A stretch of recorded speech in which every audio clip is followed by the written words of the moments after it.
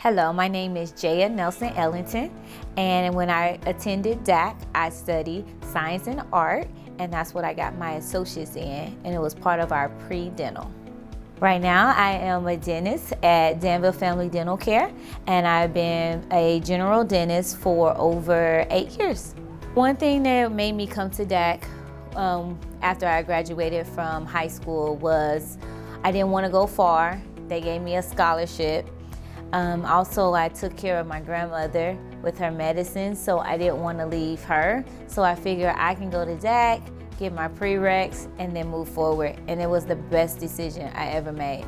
Today, DACC helped me where I am now, is it saved me money. Out-of-state tuition is expensive.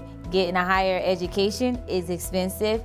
DACC took care of that for my first 2 years, and when you go additional 4 and then 4 more years, they definitely saved me a lot, so I don't be in so much debt. So did I face any hardships? I sure did. So growing up, I wasn't a straight A student.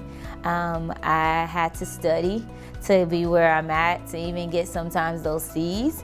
So in dental school, a lot of my classmates never knew how to study because everything came easy for them.